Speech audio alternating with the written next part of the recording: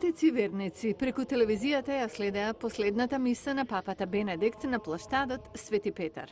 Папата им заблагодари на оние кои му помогнале во 8-годишното владење со црквата и побара од нив да се молат за него.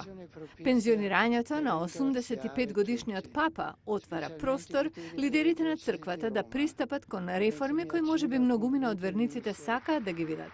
По прашања како скандалот со педофилија, контрола на раѓањето, толеранција на хомосексуалците и улогата на жените. Шон Патрик Ловет, репортер од Ватиканското радио, вели дека не треба да се очекуваат драматични промени.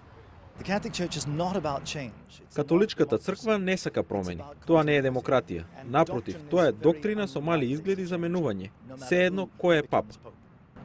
Дури и по скандалот за свештеници и сексуална злоупотреба, Ловет вели да не се очекува премногу. Папата се извини и издадени се нови упатства. Сепак, некои мислат дека новиот папа ќе мора да стори повеќе.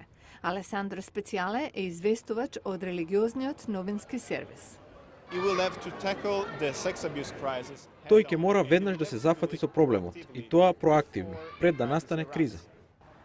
А од каде ќе дојде новиот папа? Некои од посетителите на Ватикан велат дека се отворени за идејата тој да биде од јужната хемисфера, со најбрзо растечката популација на католички верници.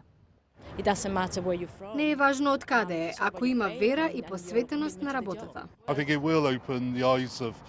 Мислам дека тоа ќе им ги отвори очите на оние од Запад, за тоа што се случува во земјите од третиот свет.